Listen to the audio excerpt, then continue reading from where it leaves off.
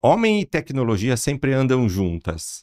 E essa junção de homem e tecnologia, quando essa tecnologia disrupta, ou seja, quando de fato a gente descobre uma tecnologia que agrega muito valor para a humanidade, a gente entra numa nova era ou numa nova revolução e isso automaticamente muda a forma como a gente trabalha. Foi assim do fogo para a Revolução Agrícola, da Revolução Agrícola para a Revolução Industrial, depois para a Revolução Digital, com a chegada dos computadores, internet. Sempre tem uma tecnologia dar uma disrupção. Inteligência artificial, sem dúvida alguma, é uma dessas disrupções. Só que é a disrupção mais impactante, porque até cerca aí do ano 2000, ou vamos falar 2011 como marco de ter uma primeira inteligência artificial, toda a tecnologia substituía sempre uma atividade física humana. Então eu não precisava cavar, eu usava uma pá ou uma enxada para fazer um buraco lá na época da Revolução Agrícola e plantar. A inteligência artificial é a primeira vez que a gente cria uma tecnologia que substitui uma atividade cognitiva. A máquina pensa, a máquina fala, e nós, seres humanos, não estamos preparados para isso.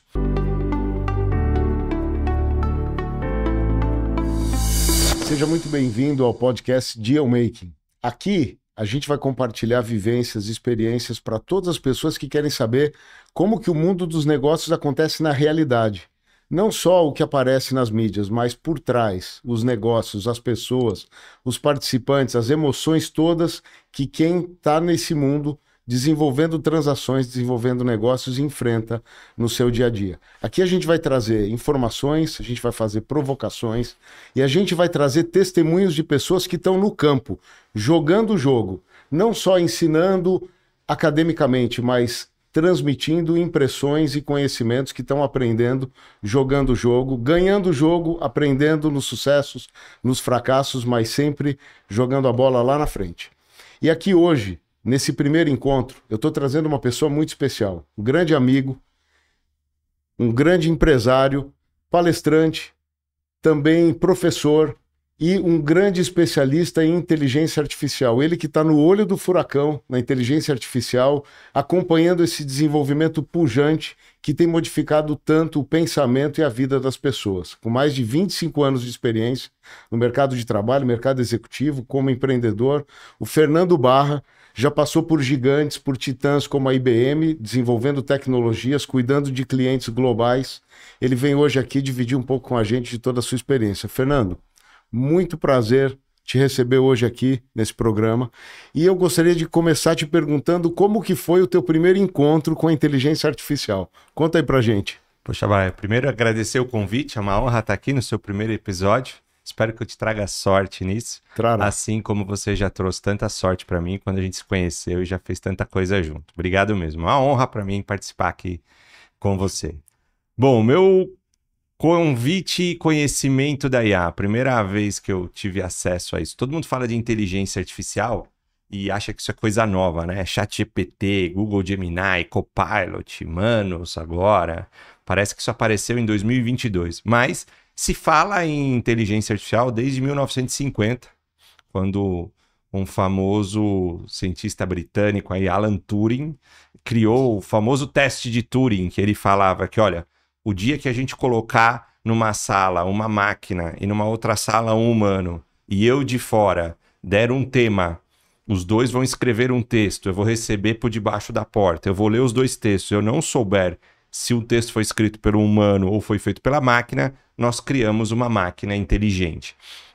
Isso era 1950, obviamente que a gente não tinha esse teste ainda tão conhecido. Isso foi evoluindo. Em 2011, eu já trabalhava na IBM. A IBM fez um programa de desafio chamado IBM Jeopardy. Tem um programa, tem até hoje um programa na TV americana chamado Jeopardy, que é o nosso show do milhão aqui.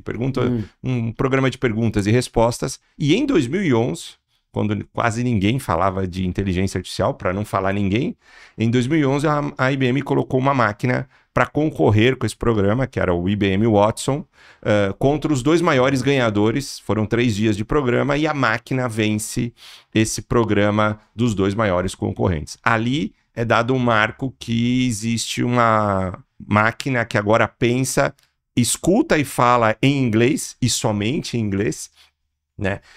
E isso chegou no Brasil, esse programa passou ao vivo em 2011.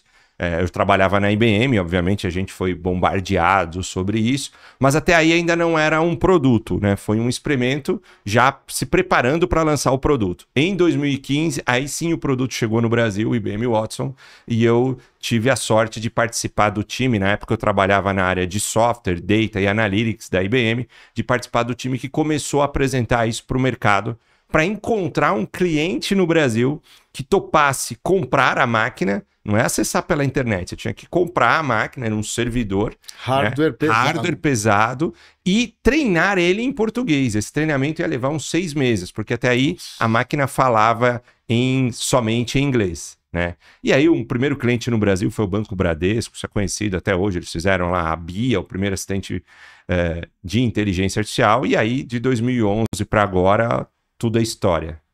Então, mas aí é interessante porque você vem acompanhando isso desde que era uma ideia, começou a se materializar, era uma solução cara para poucos ainda, pouco robusta, pouco user-friendly, e você está vendo de perto uma evolução muito rápida e agora uma popularização disso entre as empresas, entre as pessoas.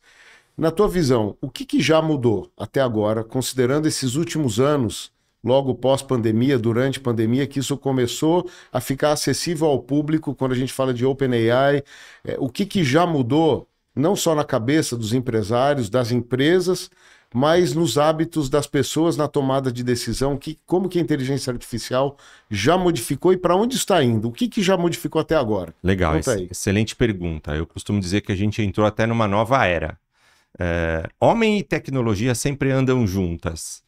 E essa junção de homem e tecnologia, quando essa tecnologia disrupta, ou seja, quando de fato a gente descobre uma tecnologia que agrega muito valor para a humanidade, a gente entra numa nova era ou numa nova revolução e isso automaticamente muda a forma como a gente trabalha, né? Foi assim do fogo para a Revolução Agrícola, da Revolução Agrícola para a Revolução Industrial, depois para a Revolução Digital, com a chegada dos computadores, internet. Sempre tem uma tecnologia dar uma disrupção. Inteligência artificial, sem dúvida alguma, é uma dessas disrupções. Só que é a disrupção mais impactante, porque até cerca aí do ano 2000, ou vamos falar 2011 como marco de ter uma primeira inteligência artificial, toda a tecnologia substituía sempre uma atividade física humana. Então eu não precisava cavar, eu usava uma pá ou uma enxada para fazer um buraco lá na época da Revolução Agrícola e plantar, né? Durante a Revolução Industrial, se eu vou criar um sapato em massa, em produção, eu não preciso fazer com um sapateiro 1 a 1. Eu tenho uma máquina que prega, ela vai substituindo. Aliás, cheguei aqui nesse estúdio de carro, não precisei vir andando. Se eu viesse a pé, nem chegaria a tempo. Sempre é uma tecnologia substituindo uma atividade física. A inteligência artificial é a primeira vez que a gente cria uma tecnologia que substitui uma atividade cognitiva. A máquina pensa, a máquina fala, e nós, seres humanos, não estamos preparados para isso. Ela vinha numa crescente menor, e como a gente está num momento de revolução digital, é possível pegar essa tecnologia e colocar dentro de um celular, todo mundo tem um celular, e ela começa a ter um avanço.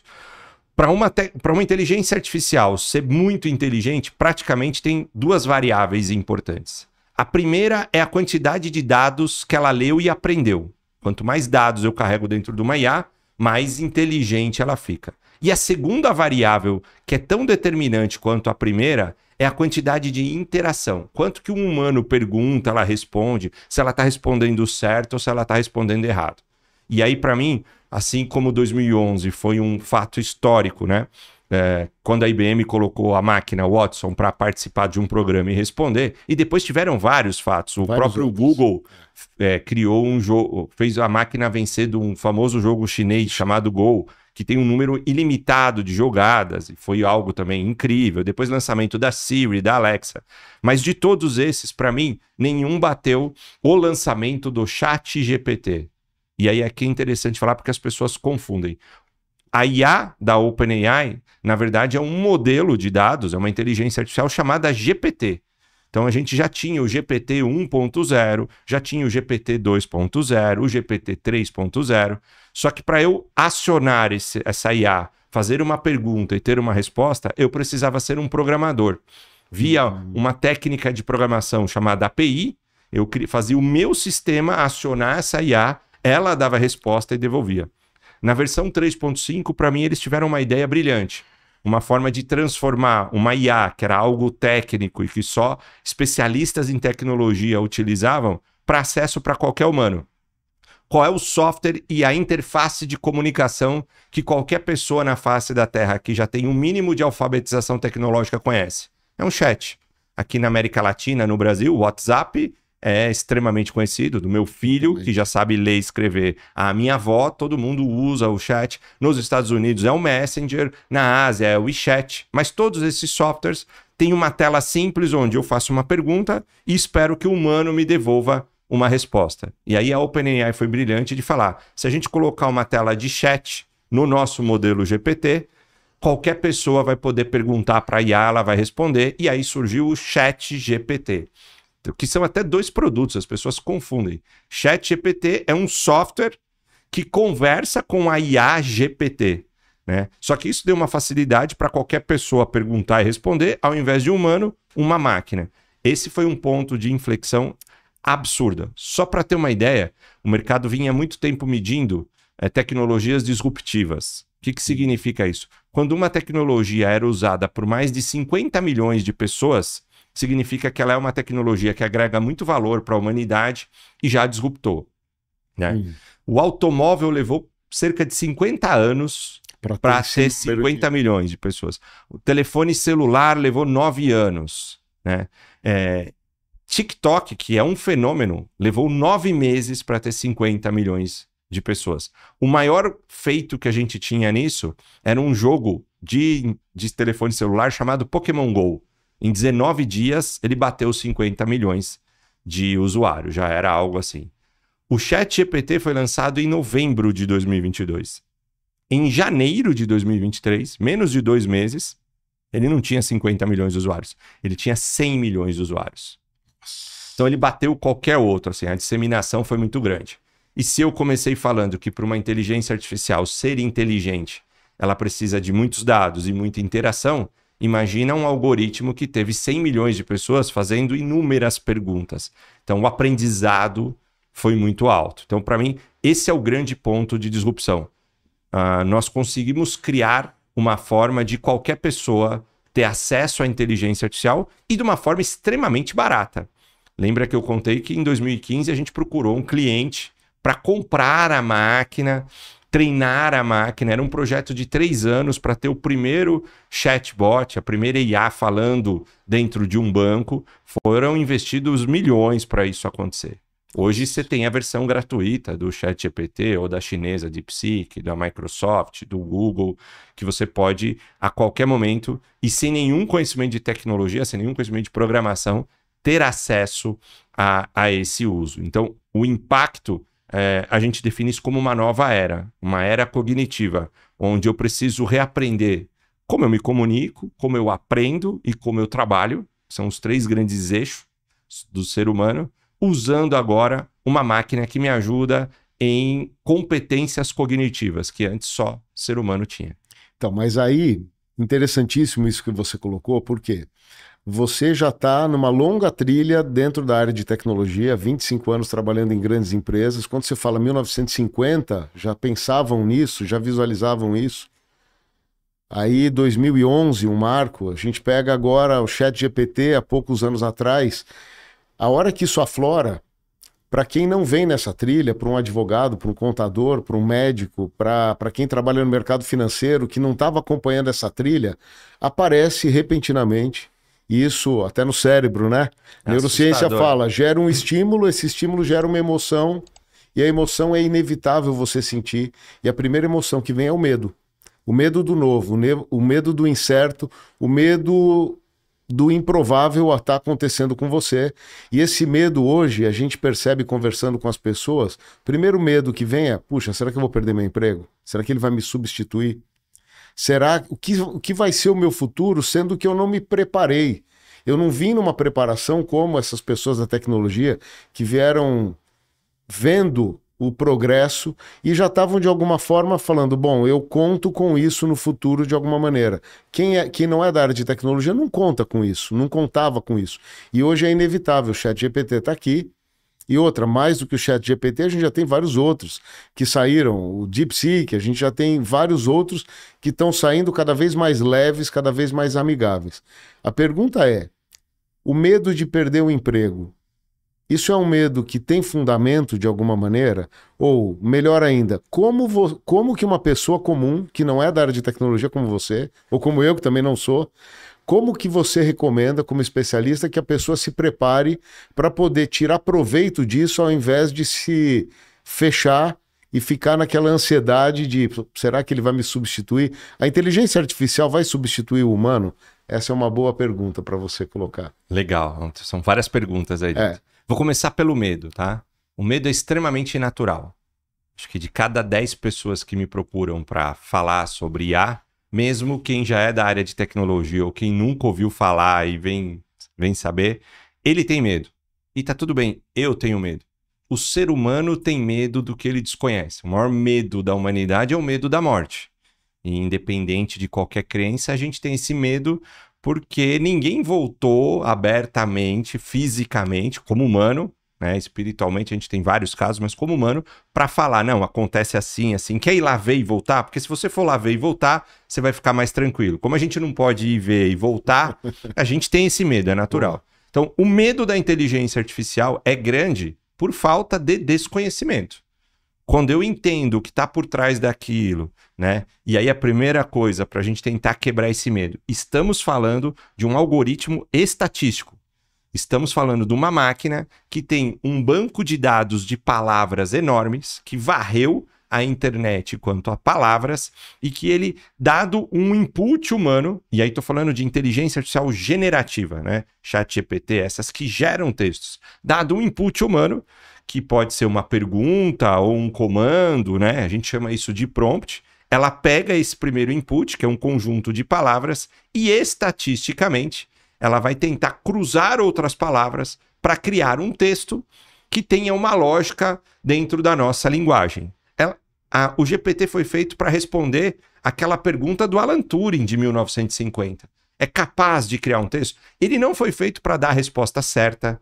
Por isso que às vezes as pessoas falam, nossa, ele é tão inteligente que ele mente, ou ele dá a resposta errada. Não, ele é um gerador de texto. Óbvio que hoje a gente já tem outras inteligências artificiais com outras vertentes, baseada nessa tecnologia. Mas no fundo ele é um gerador de texto. Quando eu entendo como funciona isso, eu percebo que eu tenho dois caminhos. Ou eu vou ficar com medo, vou desconhecer, e aí eu vou virar o que eu chamo do robô na mão do robô, e aí indiscutivelmente, as atividades que eu faço são repetitivas e aí a máquina vai me substituir. Ou eu vou entender que, poxa, esta máquina, esta é uma ferramenta, e independente se eu sou um programador, um vendedor, um analista financeiro, um executivo, um CEO de uma empresa, esta máquina pode ser um auxiliar como ferramenta para expandir os meus conhecimentos. E aí entra o conceito de inteligência ampliada, que é o livro que eu estou lançando, que já temos fatos mostrando que uma pessoa que utiliza a inteligência artificial como ferramenta é, em média, de 30% a 50% mais produtiva. Então, ela faz mais em menos tempo. Ela é de 30% a 50% mais criativa. Ela tem mais ideias usando a máquina a seu favor. E ela é de 30% a 50% mais eficiente. A máquina ajuda ela a fazer tarefas mais rápidas. Então, eu faço mais em menos tempo, eu crio mais e eu erro menos. Então, eu passo a ser um profissional mais produtivo quando eu assumo o controle e uso a máquina como uma ferramenta. Para isso acontecer, eu preciso entender tudo isso que eu falei, que de tempos em tempos toda a tecnologia substitui uma atividade física humana, que o trabalho sempre muda, a forma como a gente trabalhou há 5.000 anos atrás é completamente diferente da forma como a gente trabalha hoje, mas o trabalho não some. Como diz o livro do Simon Sinek, que eu gosto muito, o trabalho é um jogo infinito, ele não acaba. Então, assim, vamos ter uma mudança gigantesca. Ela é muito mais rápida do que todas as outras mudanças e revoluções que já aconteceram? Indiscutivelmente. Ela tem uma raiz profunda diferente? porque toda mudança substituiu a atividade física humana e quem tinha atividade cognitiva, então um advogado, um engenheiro, um médico, que usa parte da sua atividade física, mas bem menos, é muito mais cognitiva. Mesmo um médico que opera com a mão, a operação está acontecendo pelo conhecimento dele, né? A execução física ali é pequena, um robô executa. Agora, o diagnóstico, o conhecimento, ele é um conhecimento humano. Entender que isso agora pode ser substituído por uma máquina requer um conhecimento de inteligências comportamentais para falar, ok, agora eu vou dominar essa máquina e agora eu vou entender que determinadas ações que eu fazia cognitivas, eu não vou precisar fazer mais, eu deixo a máquina fazer, e quais são as que eu vou fazer? E aí, para mim, só fica tranquilo nisso quem entende o cerne do trabalho. Para mim, a melhor definição de trabalho é, eu trabalho para resolver um problema para um determinado grupo de pessoas. Esse grupo de pessoas pode ser o cliente da minha empresa, pode ser o meu chefe, pode ser o meu colega de área, mas eu só trabalho de fato quando um determinado grupo de pessoas olha e fala, poxa, Fernando, você resolve um problema para mim. Pô, Braia, você resolve um problema para mim. Quando você sentou, conversou comigo, explicou o que era ser um dealmaker, você resolveu um problema para mim. Eu tive novas oportunidades de trabalho. Isso é um trabalho. E aí, quando alguém resolve um problema para mim, eu tenho interesse em pagar por isso, porque me economiza tempo, me economiza competitividade nos negócios, etc. e tal. E a gente esqueceu meio esse cerne do trabalho, porque a gente veio da Revolução Industrial, onde tem hora para entrar, hora para sair, e as pessoas compravam a sua hora de trabalho, a sua hora cognitiva ou a sua hora manual física ali, não o problema que você resolvia. Isso inverte completamente. Agora só vai trabalhar quem sabe qual problema resolve. E para resolver mais problemas, eu preciso ter mais ferramentas. A inteligência artificial nada mais é do que uma ferramenta que me ajuda a resolver mais problemas. Ah, Fernando, então tá tudo resolvido, é muito simples? Não, porque as pessoas demoram muito para se adaptar e aprender. Então, indiscutivelmente, eu vejo um cenário dos próximos 2 a 5 anos complexo. Tem muita gente que sequer usou inteligência artificial e quando isso começa a disseminar muito grande, ele é um tsunami que passa por cima e que talvez essa pessoa, se ela não se despertar rápido e não aprender novas habilidades e não aprender a usar a ferramenta adequadamente, ela passa a ser indispensável, eu não preciso mais, totalmente substituível por uma máquina e ela perde o valor, né? Isso vai acontecer. Como é que isso vai ser resolvido? Tem diversas discussões na ONU, né? Vamos taxar as grandes empresas de tecnologia, aumentar o imposto e criar uma renda universal até essas pessoas aprenderem e voltarem para o mercado de trabalho? Talvez seja um caminho. Eu acho até que provavelmente seja o caminho mais viável. Outro caminho que eu gosto muito mais, mas ele requer o governo e a instituição privada e as escolas trabalharem muito rápido, é capacitar essas pessoas. Quanto mais rápido a gente mostrar o que é a inteligência artificial, o que ela pode fazer e como você, humano, como você, Braia, pode usar isso no dia a dia para se tornar um profissional mais produtivo, eficiente e criativo, menos pessoas eu vou ter despreparadas, menos eu vou precisar aumentar a taxação de imposto, menos eu vou precisar de uma renda universal básica. Então, são 2 caminhos únicos, não tem. Todos os outros caminhos de vamos barrar a inteligência artificial é impossível. A gente vive num mercado produtivo. Ninguém vai querer parar algo que traz. Hoje, se desligarem o ChatGPT, eu vou voltar a fazer 1/3 do que eu estou produzindo, porque eu uso inteligência artificial e ChatGPT é uma, né? Outro dia eu coloquei um post no LinkedIn, eu já gasto em média, como pessoa física, não estou nem falando da empresa, $150 em ferramentas de IA no meu dia a dia. E aí no começo eu falei, nossa, peraí, vou tirar essa conta do meu cartão de crédito, não faz sentido. Quando eu coloquei as ferramentas, todas são indispensáveis. É um ChatGPT que me ajuda em pesquisa, é um Perplexity para fazer uma pesquisa mais acadêmica, é uma ferramenta que entra nas minhas reuniões virtuais, capta todo o áudio, já gera a ata de reunião e já dispara para todo mundo. Como é que eu vou tirar isso? É uma ferramenta de automação que responde e-mails automaticamente no meu lugar, é uma ferramenta que cria sites. Então, quando eu olho, eu falo, não consigo mais trabalhar na velocidade do que eu estou produzindo sem essas ferramentas. Em algum momento, todo mundo vai precisar chegar nisso. Como é que eu produzo mais utilizando as ferramentas? Então, mas olha só.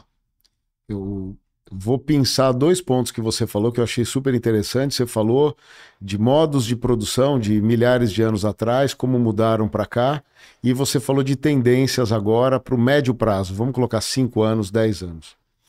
Eu lembro que, lendo história, e gosto muito disso, sei que você também, 2.300 anos atrás, Aristóteles olhava para as fiandeiras ali nas rocas de Fiara e falava o seguinte: o dia que uma máquina fizer o trabalho delas, elas vão poder diminuir a jornada de trabalho e vão poder dedicar a vida a outros aspectos além do trabalho, à espiritualidade, ao desenvolvimento humano, físico e tudo mais.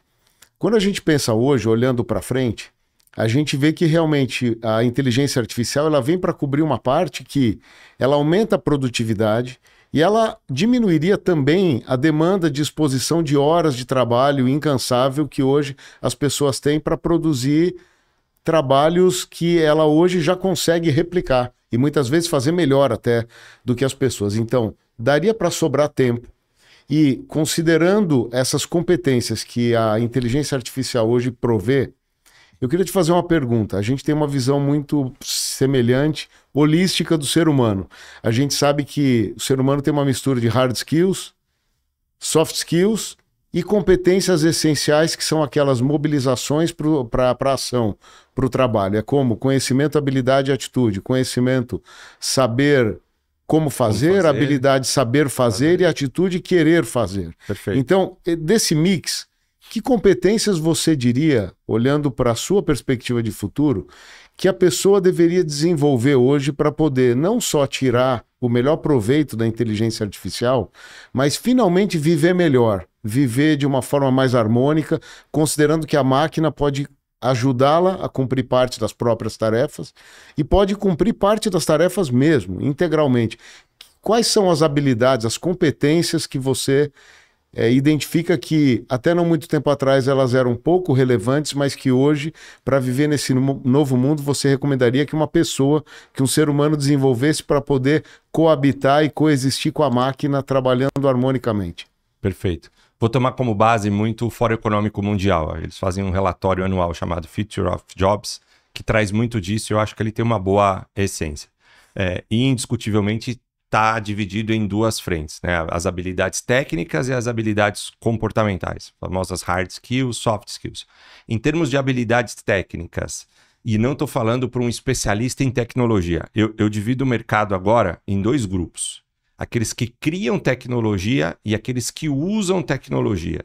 Quem cria tecnologia vai fazer uma faculdade de engenharia da computação, vai fazer uma faculdade de ciência da computação, e é quem vai criar as novas inteligências artificiais, os novos aplicativos. E, super importante, é um grupo reduzido de pessoas que tem essa paixão e vai trabalhar aí. Existe um outro grupo de quem usa, né? E ou você está no grupo que cria ou você está no grupo de quem usa. Se você não está em nenhum desses 2 grupos, pelo que o mercado está falando, em 3 a 5 anos você vai ser um analfabeto digital e o impacto para conseguir entrar no mercado de trabalho vai ser o mesmo, infelizmente, de uma pessoa analfabeta hoje, que quase não tem oportunidade. Então, vamos falar para quem usa a tecnologia, que é quem o foco aqui, que é gente de negócio. Não vou nem falar para quem cria. Para quem usa, existe um set hoje que a gente está chamando de AI Skills. As habilidades básicas para eu trabalhar na era cognitiva, na era da inteligência artificial. Em termos de habilidades técnicas, né, são 4 grandes habilidades. AI Foundation, entender o que é inteligência artificial e como ela funciona para tirar o medo e eu saber usar a ferramenta. Se eu não sei operar o que é uma faca, eu vou me cortar e ter um desastre ali. Então, eu preciso saber usar. E gosto muito dessa referência com a faca, porque todo mundo fala, quando é que uma pessoa tem que ter acesso à inteligência artificial? É uma criança desde cedo? Ela vai emburrecer se ela tiver acesso? Para mim, o exemplo da faca é igual. Você tem filho, eu tenho um filho de 18 anos. Se eu nunca deixasse ele ter acesso à faca, hoje, com 18 anos, ele não saberia comer, cortar os alimentos. Mas se eu pegasse uma faca de sushi man e entregasse na mão dele com 3 anos, o desastre seria terrível. Então, tem que ser introduzida desde cedo, mas com os limites. E o melhor modelo é esse, o mesmo limite da faca.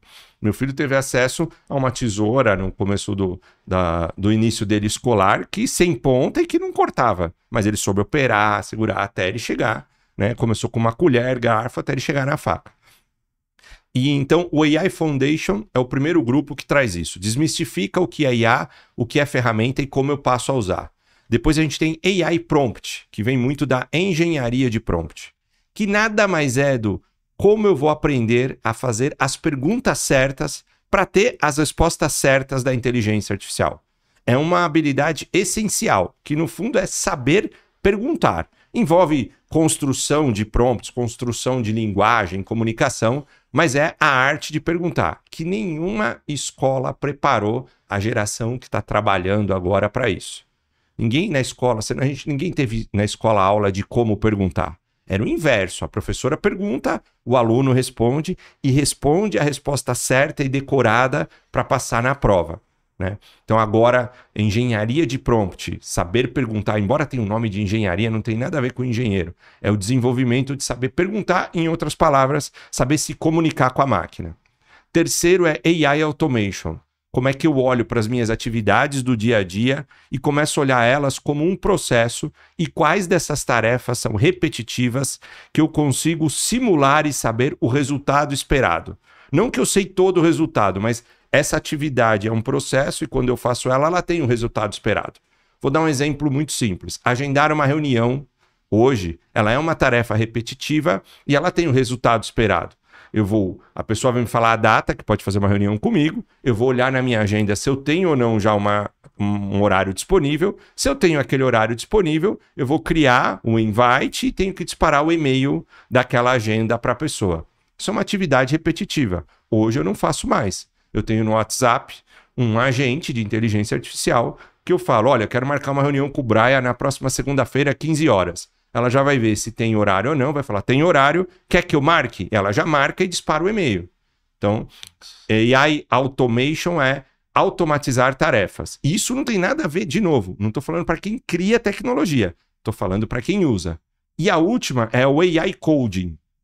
Alguns desenvolvimentos, como criar um site, uma página de captação de dados de um cliente para minha empresa, a minha página pessoal, né? Como a gente está falando de uma ferramenta que lê a internet, lê todos os dados, para eu não desaparecer, assim como uma empresa tem o seu site, todo profissional deve ter o site dele com o nome dele e lá ter as informações do que ele sabe. É ali que a inteligência artificial vai se basear para trazer informações. Criar essas aplicações hoje com AI não requer conhecimento de tecnologia. Uma pessoa que sabe conversar com a máquina, ela já cria o teu site, coloca no ar. Então, são 4, né? AI Foundation, AI Prompt, AI Automation e AI Coding. Essas são as habilidades técnicas. E nas habilidades comportamentais, adaptabilidade. Eu treinar e entender que todo dia eu vou ter que me adaptar ou a uma ferramenta nova ou a um processo novo. Se eu sou aquela pessoa que me amarro a um determinado tarefa, se eu gosto de fazer a minha agenda e não vou deixar uma máquina fazer, eu vou morrer fazendo sozinho. E todo mundo já vai ter uma IA fazendo para ele. Então, adaptabilidade, aprendizado contínuo, não dá mais para um profissional falar, poxa, eu fiz ensino superior, mestrado, doutorado, não preciso mais estudar, agora eu só vou vender o meu conhecimento, o conhecimento deixa de ter valor, eu preciso estar aprendendo sempre algo novo. Isso não significa estar dentro de uma sala de aula o tempo inteiro, é um excelente lugar, é uma forma, e durante a vida, determinados momentos que eu tenho tempo maior, eu vou usar essa forma, mas quando eu não estou com tempo, se eu venho, como eu vim de São Paulo para cá, para o estúdio, 1 horinha de trânsito, liga um podcast, liga um curso online e você aprende. E as outras 2, pensamento crítico, saber criticar o resultado que a inteligência artificial trouxe, para encontrar outras perspectivas, outras formas. A máquina alucina. Se eu não criticar, eu sou o robô na mão do robô, e aí eu não preciso mais trabalhar, o robô trabalha. Se eu sei criticar, não, ela vira ferramenta e eu domino. E pensamento analítico, olhar tendências, analisar dados. Então, 4 habilidades técnicas, AI Foundation, AI Prompt, AI Automation e AI Coding. 4 habilidades comportamentais: adaptabilidade, aprendizado contínuo, pensamento crítico e pensamento analítico. Um profissional que se baseia nessas 8 competências está preparado para trabalhar na era cognitiva. Tem mais? Óbvio, aí cada função, cada habilidade vai desenvolver as suas. Mas isso a gente chama como um letramento digital. Vai ser básico para qualquer função em qualquer empresa. Você sabe que a maneira como você coloca a importância desse letramento digital, gostei disso. Isso envolve tecnologia, envolve inteligência artificial, uma atualização para o que já existe e já está acontecendo. Você coloca isso com uma clareza, com uma profundidade de conhecimento, com uma paixão, que com certeza isso estimula todo mundo a ir buscar mais para ver, escuta, como que isso pode colaborar com o meu movimento. E eu tenho certeza, por tudo que eu aprendo com você no dia a dia, que a cada vez mais a gente tem condições de melhorar nossa performance e ampliar nossa visão com esse pilar bem desenvolvido. Mas agora eu queria desviar um pouquinho do assunto, ou colocar um assunto adjacente, que é o seguinte: o Fernando Barra, empresário, empreendedor, que domina essa arte, essa vertical, que oferece esse conhecimento como ferramenta para outros, não só como ferramenta, um conhecimento árido, mas um conhecimento aplicado na prática, aplicável na prática. Eu queria saber você como empreendedor, empresário. Que conhecimentos adjacentes você foi buscar, além da tecnologia, para poder fazer essa migração? Você trabalhou bastante tempo dentro de uma empresa, foi empreender. E a gente sabe que o empreendedorismo ele requer novas habilidades. Que outras habilidades, além das técnicas, você foi buscar para conseguir fazer da Skill Place o que a Skill Place é hoje, que eu com muito orgulho venho acompanhando esses progressos, esses aprimoramentos constantes, agora com a IA cada vez mais conectada lá dentro, mas você como pessoa, o que você foi buscar mais de conhecimento, além do conhecimento técnico, para hoje ser um empreendedor de sucesso como você é? Conta aí. Pô, excelente pergunta, Brian. A gente vê alguns gurus falar na internet, às vezes a gente desqualifica, e tem muita besteira, mas tem coisa muito importante, né? Primeira coisa, eu tive que mudar de ambiente. Você quer aprender algo novo, você tem que buscar um ambiente novo com pessoas novas, né? E isso não é menosprezar o ambiente onde eu venho. Eu, de forma alguma, menosprezo a minha história profissional. A IBM transformou a minha vida. E o que eu aprendi lá dentro, eu estou usando agora. Mas eu estava num ambiente corporativo, onde eu tenho uma visão do que é uma empresa, do que é uma carreira, do que são cargos e salários, e como eu vou crescer para ser promovido ali dentro.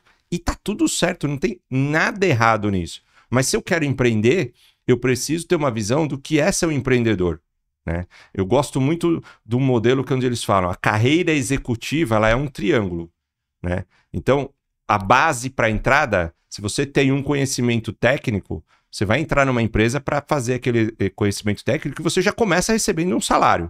Não é um salário de um presidente, mas você já tem um salário ali e aí você vai subindo. Quanto mais você vai subindo, você vai se promovendo dentro daquela empresa ou de outra, teu salário vai aumentando, o problema que você resolve é maior, né? E você vai ganhando mais. Só que a cada subida, a quantidade de oportunidades são menores. Então, a gente tem uma série de cargos operacionais, depois uma série de cargos táticos ali, coordenador, gerente, né? E aí os cargos estratégicos. Você vão ter bem menos diretores, bem menos vice-presidente, e presidente da empresa você tem um, tá? Aí isso significa que não possa ser de forma alguma. Você pode subir isso daqui, mas é um triângulo. No empreendedorismo, ele é um triângulo invertido, eu costumo dizer. A quantidade de pessoas que vai começar já ganhando um salário é mínima.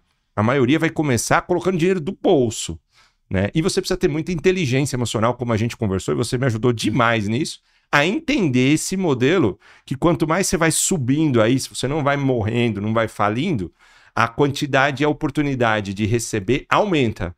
Mas ela é uma pirâmide invertida, então requer muita inteligência emocional. Para aprender isso, eu tive que sair daquele ambiente e ir para outro. Foi aí que eu encontrei a Link, Álvaro Chocair foi um mentor excepcional, você e todo mundo. Era um ambiente onde tem empreendedor, é um ambiente onde tem gente que está aprendendo como criar negócios. Então, mudar o ambiente foi essencial para isso. E depois se colocar humildemente como um aprendiz. Eu conhecia bem o mercado corporativo, eu cheguei a ser diretor na IBM e não conhecia nada do mercado de empreendedor. Então, vamos lá. É colocar a sandália da humildade e querer aprender ao tal do aprendizado contínuo. Como é que emite uma nota fiscal? Como é que fala com um contador? Como é que abre um CNPJ? Ah, mas peraí, na IBM eu tinha gente para fazer isso. Eu só precisava cuidar dos grandes clientes, fazer a minha parte de vendas, demonstrar o produto, que a entrega é feita por outra área. Sem dúvida, é um gigante, a maior empresa de tecnologia tem milhares de pessoas trabalhando, cada um vai fazer a sua operação. No empreendedorismo não tem essa. Eu já tive dias que de manhã eu emiti a nota para o cliente, eu na sequência fui mandar o boleto de pagamento para outro cliente, sequência fui atender um cliente que estava com dúvida e à tarde ligar para vender para outro.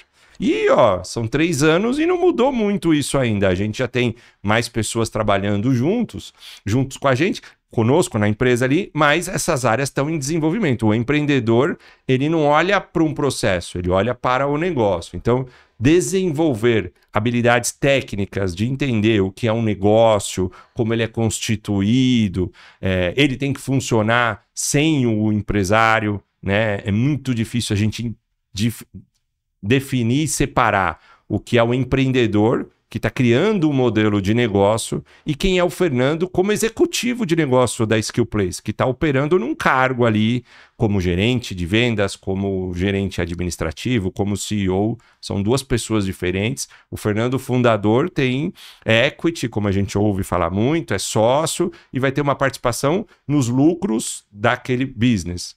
O Fernando, CEO, tem um salário e ele precisa executar as funções. E é de muito bom grado que em algum momento essas pessoas sejam 2 pessoas diferentes. Então, ter essa maturidade, entender, foi em um ambiente novo, com pessoas novas como você, me explicando. E do lado disso, mas muita inteligência emocional, né? Resiliência para saber que vai tomar 10 nãos para ouvir um sim, e se acontecer isso está muito bonito, a média é 100 nãos para ouvir um sim, para entender que tem um dia que você acorda e fala, nossa, nós vamos fazer um IPO na Nasdaq, nossa visão tá pronta, tá fenomenal, e no outro dia falou, nossa, esse negócio faliu, o que eu vou trabalhar? Então, como trabalhar nessa montanha russa de emoções para entender que nem é o IPO da Nasdaq que vai acontecer amanhã, mas também a empresa não acabou, e como você vai crescendo aos poucos. Acho que uma das melhores definições que eu ouvi nesse novo ambiente é que o empreendedor é o viajante do futuro. Então o Fernando teve que sair daqui de 2025, viajar no futuro, foi lá em 2040 e ele viu como está a Skillplace em 2040, como todo mundo precisou reaprender novas habilidades, como a gestão de talentos é fundamental dentro de uma empresa. O que vai diferenciar as empresas agora não é mais tecnologia. A gente começou conversando aqui, quão caro era comprar uma tecnologia. Hoje, uma startup e uma grande multinacional acessam a mesma inteligência artificial. Não tem para falar, não, só compra a inteligência artificial uma empresa gigantesca. Não. Com $20, qualquer um tem acesso ao mesmo algoritmo. O que diferencia? Os dados que essa empresa já teve para poder alimentar essa IA e ter um resultado diferente, e os talentos. A partir de agora é um jogo de dados e talentos. Quais são os dados que eu tenho, que a minha empresa tem, que se eu colocar dentro dessa IA, eu vou ter respostas diferentes do que todo mundo? E quais são os talentos, quais são as pessoas que sabem operar essa inteligência artificial com as habilidades que a gente acabou de falar aqui para extrair o melhor dela? Esse é o jogo. É isso que eu vi lá em 2040. Nem fui tão longe. 2030, 2035, esse já é o jogo. Já está ali. Como é que eu volto agora? Conto essa história para um grupo de pessoas que vão trabalhar dentro da Skillplace, que vão ser parceiros, que vão ser investidores, e eles falam, nossa, isso que ele viu lá na frente, eu acredito e compro essa ideia dele. Agora vamos construir junto. Para mim, acho que essa foi a melhor definição do que é um empreendedor, e eu faço esse exercício todo dia. Eu levanto, imagino o que é lá na frente, volto, e agora eu preciso ter a capacidade de contar isso para um grupo de pessoas, porque ninguém faz nada sozinho, para essas pessoas acreditarem, e aí a gente construir essa realidade. E aí ela se torna realidade. Se eu conseguir contar e montar um time, se constrói qualquer coisa que você viu lá na frente.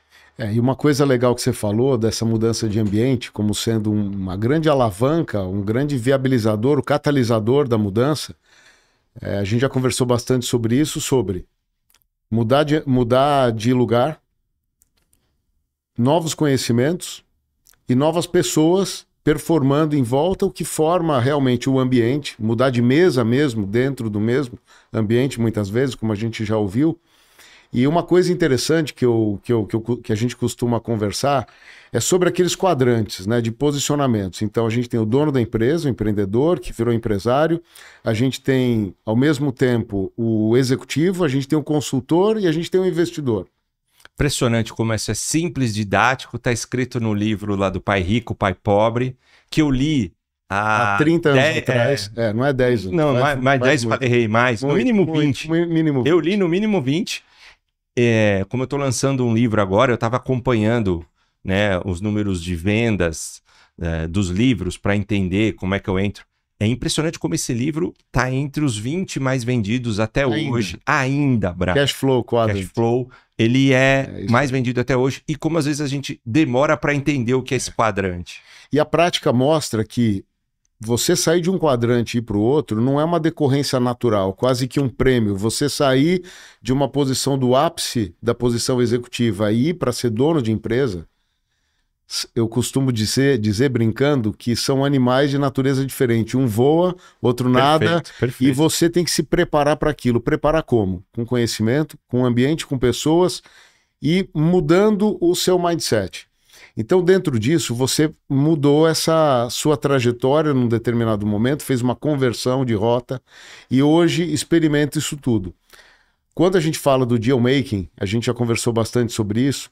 O deal making, na verdade, não se firma em nenhum dos 4 quadrantes. Ele olha os 4 sabendo que para uma transação acontecer, você acaba tendo que juntar as 4 peças e várias outras. Como que isso é para você? Quando a gente começou a conversar sobre isso, quando a gente começou a conversar de competências que aparentemente não se encaixam, quer dizer, hard skills e soft skills do deal making, você está falando de conhecimento sobre estrutura jurídica de empresa e negociação de participações, você está falando de finanças, quanto vale a tua empresa. Do outro lado, você está falando de inteligência emocional, está falando também de comunicação, de storytelling, de negociações e o que eu sempre costumo dizer, uma competência essencial que é a mobilização para a ação imediata. Porque no empreendedorismo, se a oportunidade está passando e você não está pronto para embarcar, ela já foi, você perdeu. Como que isso tem mexido com a tua vida? Desde que você começou a perceber da importância disso, e como que a inteligência artificial, de algum modo, consegue auxiliar nesse acompanhamento do progresso de uma construção de um negócio que requer todas essas habilidades, além da sua própria vertical técnica. É isso mesmo? Como é que foi esse teu processo de migração? Qual que é a relevância e como que a IA pode ajudar um deal maker a ser um melhor deal maker ainda? É fundamental isso que você falou, porque passa uma manada de elefante na frente e como a gente está com os olhos fechados, a gente não sabe que aquilo existe, a gente não vê. E é comum. Então, a gente só pode ter aquilo que a gente já viu. Se a gente nunca viu, é mais difícil de ter. Então, eu fui 25 anos no mercado corporativo. Enxergava e entendia esse mercado, como funcionam as empresas e como eu, colaborador de uma empresa, posso subir na estrutura hierárquica até chegar a ser um presidente dali. Legal.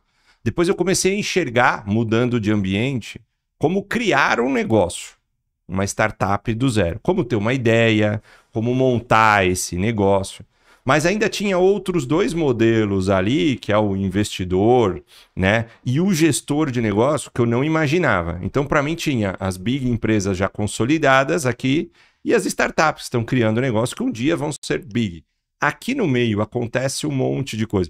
O deal making, para mim, e quem abriu meus olhos para isso foi você, sem todo o mérito, honra e a gratidão. Existe aqui no meio uma visão do que é um negócio, e não interessa se esse negócio já é grande ou esse negócio é pequeno.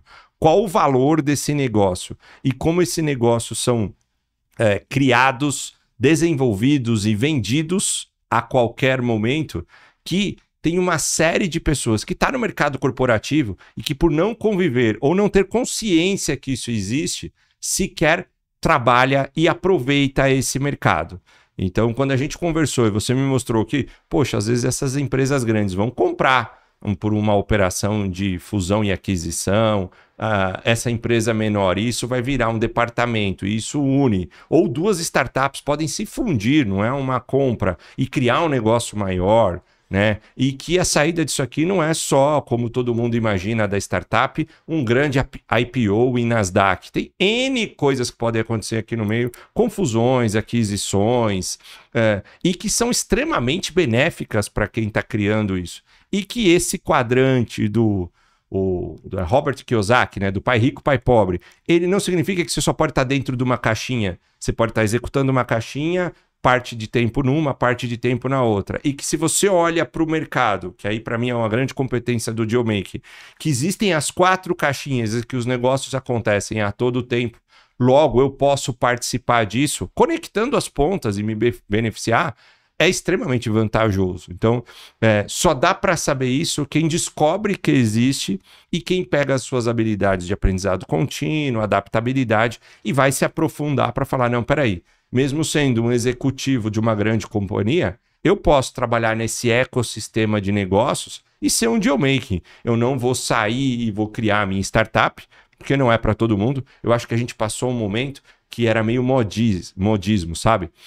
Antes, a moda no LinkedIn era ter um cargo alto de uma multinacional. Eu sou um profissional de sucesso. Depois, a moda eu sou o CEO de uma startup. E aí eu já sou um profissional de sucesso.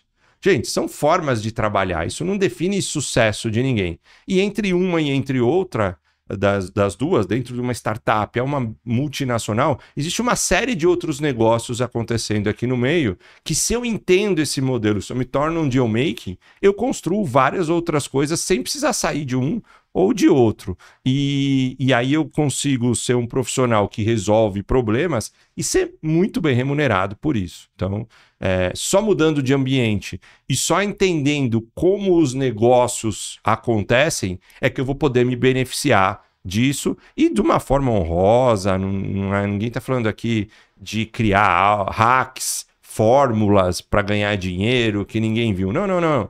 De uma forma honrosa, eu passo a ter uma visão nova de como esses negócios funcionam e a partir daí eu passo a participar deles. Isso é um grande mérito seu aí, que me abriu os olhos para isso. Mas isso, eu digo para você que a experiência que a gente vem vivendo há alguns anos na nossa convivência não deixa de ser uma grande, legítima relação de mentoria mesmo, de lado a lado, porque quando a gente dá esse nome de Dealmaking, né, para construção de oportunidades, isso acaba trazendo um amadurecimento que eu vejo em você, como empresário, como empreendedor e como técnico, tudo junto e misturado e criando coisas. O conhecimento, ele traz possibilidades de, independente da fase que a gente está vivendo do país, ou do mercado financeiro, ou do mercado corporativo, você conseguir explorar a faceta que está melhor disposta naquele momento. Você lembra bem, 3 anos atrás, com a taxa de juros menor, a abundância de dinheiro para startups era enorme. Aí dá um solavanco do outro lado do mundo, sobe a taxa de juros, o dinheiro da especulação volta para a especulação, acaba o dinheiro para grandes iniciativas de risco. Aí o que o empreendedor faz? O empreendedor com conhecimento, ele fala, pô, eu tenho formas para me movimentar agora. Posso me fundir, posso me compor, posso explorar outras facetas. E assim, eu gosto muito de conversar com você porque uma conversa rica assim, a gente agrega inteligência artificial e tecnologia ao mundo dos negócios e o mundo dos negócios ao mundo de tecnologia. Eu tenho certeza que a gente acaba levando para quem está assistindo esse podcast essa noção clara de que está tudo junto. E que é tudo sobre pessoas, como a gente sempre diz, né? Então eu queria agradecer muito a tua presença nesse primeiro podcast, primeiro de vários. Com certeza a gente vai estar junto aqui em outros, junto com outros grandes talentos, para a gente mostrar que realmente é possível essa composição para a construção de coisas muito maiores. Você é o cara de tecnologia, amanhã vai ter um cara de marketing, amanhã vai ter um cara do direito. E para quem ainda vê divergências, antagonismos insuperáveis, barreiras intransponíveis entre ciências diferentes, aqui é onde tudo se encontra, tudo se compõe para grandes negócios. Então, muito obrigado aí pela tua presença, muito sucesso nos teus movimentos, a gente já está próximo e vamos continuar sempre assim. Conte comigo que eu conto com você. Obrigado e obrigado a todos que nos assistiram. Espero que tenha sido levado para vocês aí uma programação, um conteúdo relevante e útil para a vida de negócios de vocês. E assistam os próximos, porque é nessa linha que a gente vai seguir. Obrigadão, Fernando. Pô, para mim foi uma grande honra participar do seu primeiro episódio. Tenho certeza que vão ter inúmeros e que esse tipo de conteúdo agrega e abre os olhos, traz a consciência para muita gente que está aí no mercado, tentando saber para que lado vai, quais novas oportunidades essa pessoa pode ter e ela jamais imaginou. E muitas vezes não estou falando aqui de uma mudança radical de carreira. Então, às vezes ela pode continuar onde ela está, ali no mercado corporativo ou desenvolvendo um negócio, numa startup, mas visualizar outras coisas que podem, sem dúvida alguma, contribuir para ela e trazer um reconhecimento financeiro. Isso aí. Vai ser demais. Valeu. Obrigado.